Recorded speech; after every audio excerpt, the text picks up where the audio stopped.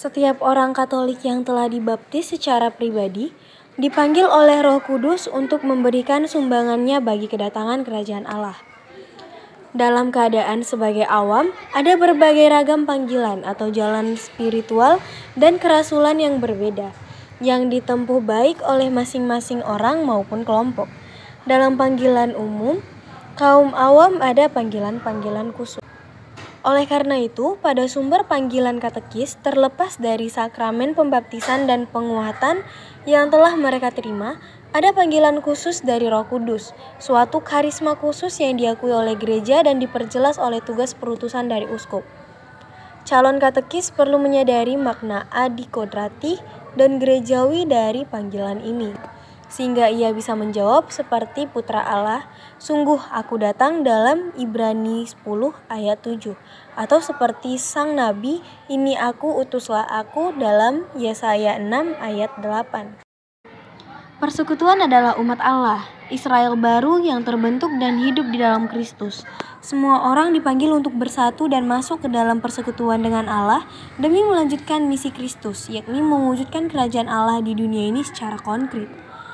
Dokumen Konsili Vatikan II menjelaskan bahwa persekutuan merupakan orang-orang yang bersatu dengan Allah dan sesama.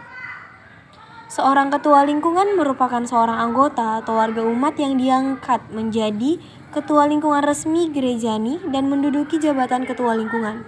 Ketua lingkungan melanjutkan tugas pelayanan pamongkrin sebagai pamong atau memelihara umat atau jemaat di lingkungannya. Tugas utama ketua lingkungan adalah mempersatukan jemaat di lingkungan yang bersangkutan dan mengkoordinasikan aktivitas pelayanan pastoral di lingkungannya. Untuk menjadi ketua lingkungan, anggota lingkungan dipilih dan diusulkan oleh umat lingkungan, diajukan dan disetujui oleh dewan paroki, ditetapkan oleh uskup melalui surat keputusan dan dilantik oleh pastor paroki melalui upacara gerejani. Sebagai pemimpin, ketua lingkungan memiliki wewenang, kekuasaan, dan pengaruh.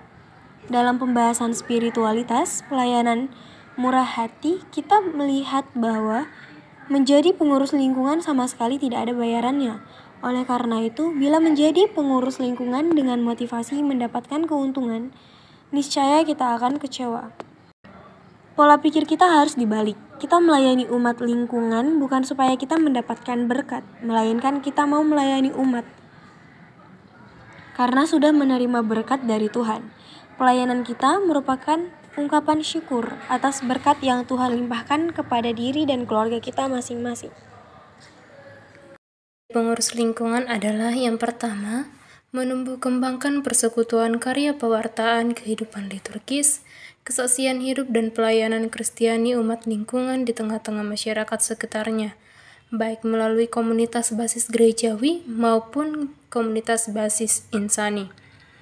Yang kedua, merencanakan dan memimpin kegiatan umat lingkungan sebagai keputusan dan kebijakan Dewan Pastoral Paroki.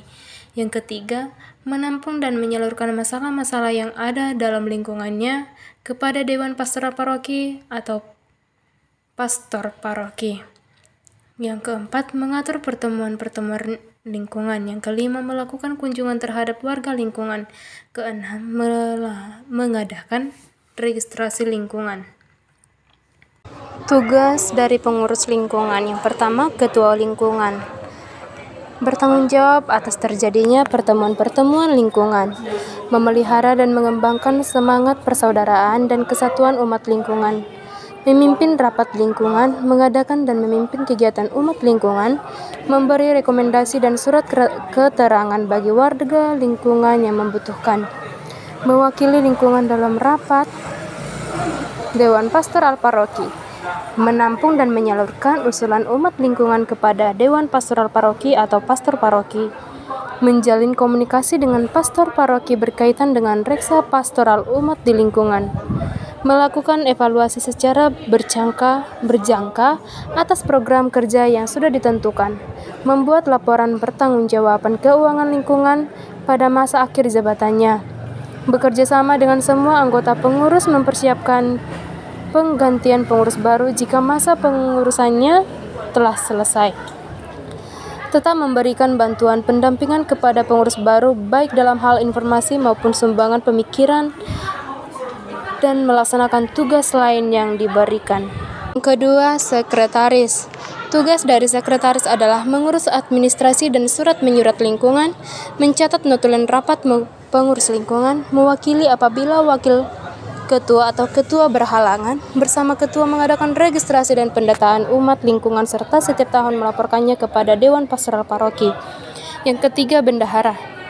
Tugas dari bendahara adalah menghimpun dan mengelola keuangan lingkungan, menyusun laporan keuangan lingkungan, mengumpulkan dana rutin dari iuran anggota umat ataupun melakukan usaha-usaha pencarian dana lainnya untuk keperluan kegiatan lingkungan.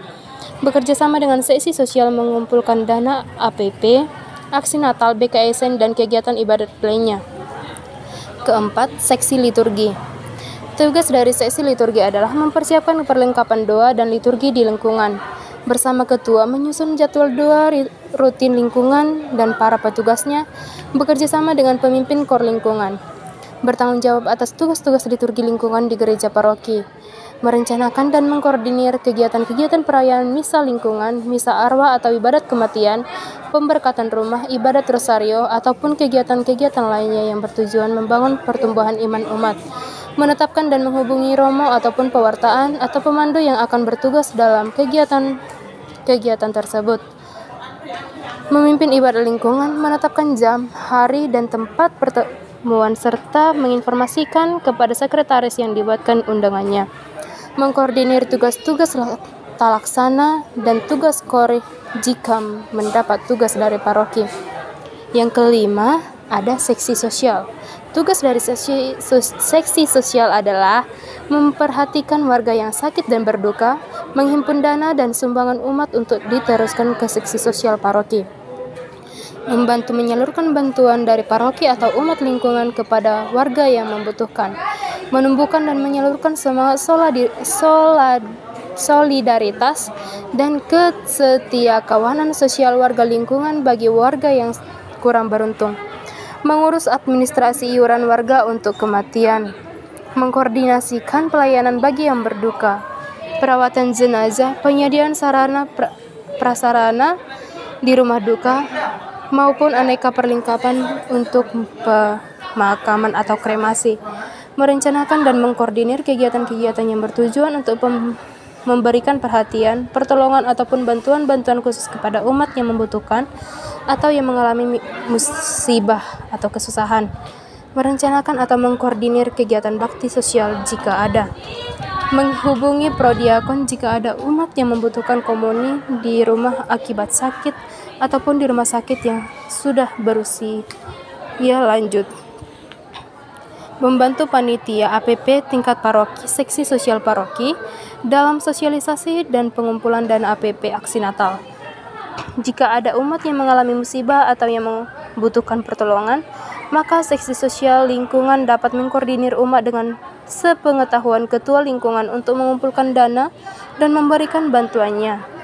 Jika dalam hal ini masih dirasakan kurang, maka seksi sosial lingkungan dapat menghubungi seksi sosial tingkat paroki dalam hal permohonan bantuan ke seksi sosial paroki. Maka seksi sosial lingkungan perlu memberikan surat pengantar kepada umat yang bersangkutan dan mendampingi umat tersebut saat bertemu dengan seksi sosial paroki. Prosedur dan syarat-syarat dapat ditanyakan kepada seksi sosial paroki. Yang keenam, seksi kerasulan keluarga. Memberikan tugas atau memberikan bantuan kepada keluarga-keluarga yang karena sesuatu hal membutuhkan bantuan konselor keluarga dengan menghubungi konselor keluarga yang ada di tingkat paroki dalam SKK. Bekerja sama dengan seksi liturgi membuat kegiatan-kegiatan dengan tema yang bertujuan membangun keluarga Katolik yang semakin membaik. Sekian dan terima kasih.